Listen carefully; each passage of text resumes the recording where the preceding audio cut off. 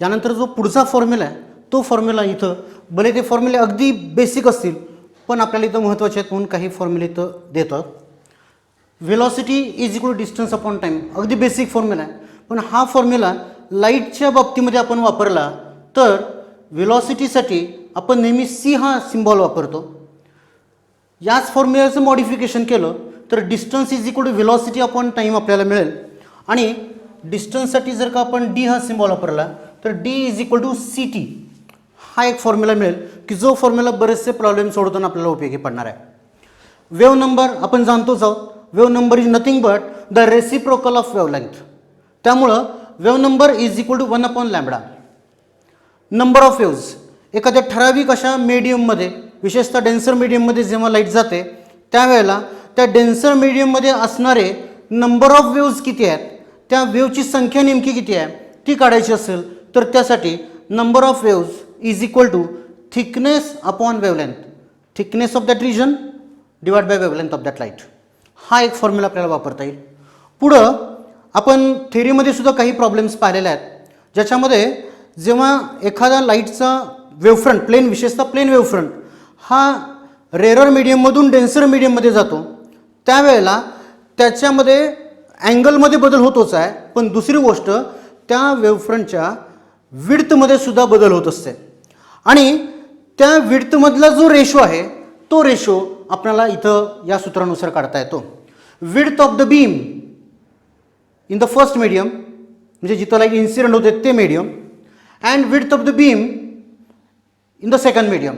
हा जो रेशो आहे that ratio is equal to cosine of angle of incidence to the cosine of angle of refraction, cos i upon cos R.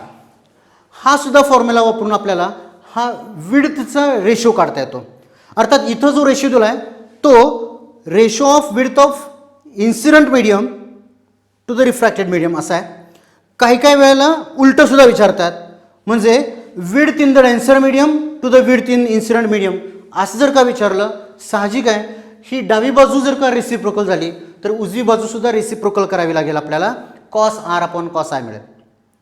हे मीडियमचा ratio नेमका कोणता विचारला आहे त्यानुसार या फॉर्म्युल्यामध्ये आपल्याला ज्या त्यावेळेला बदल करता आला पाहिजे.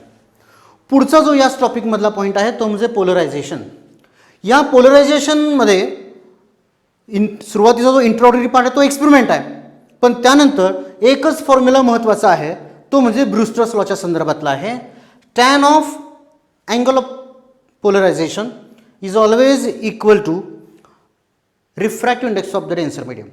Tan i p is equal to mu हा तो फॉर्म्युला आहे. याच फॉर्म्युल्यावरून जी रिफ्लेक्टेड रे असते ती नेहमी कम्प्लिटली पोलराइज्ड असते आणि त्याचा फॉर्म्युला आहे रिफ्लेक्टेड रेचा angle of reflection is equal to I P. रिफ्लेक्शनचा बेसिक नेहमी तो वापरला आहे.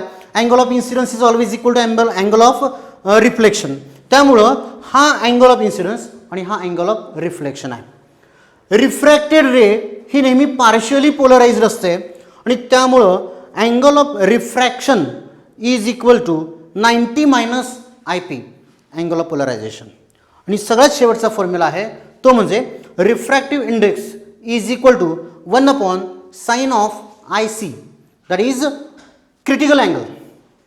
अर्थात हा फॉर्म्युला आपल्याला 11वीत झाला आहे, पण काही अगदी बेसिक थोडेसे प्रॉब्लेम आहेत जिथं हा सुद्धा फॉर्म्युला आपल्याला वापरता येतो म्हणून हा फॉर्म्युला घेतला आहे. इथं आय सी जो आहे तो क्रिटिकल अँगल आहे. टोटल इंटरनल रिफ्लेक्शनच्या वेळेला आपण हा क्रिटिकल अँगलची डेफिनेशन पाहिलं. अशा रीतीनं हे एकंदरीत फॉर्म्युले आपल्याला या टॉपिकमध्ये पाहायला मिळतील.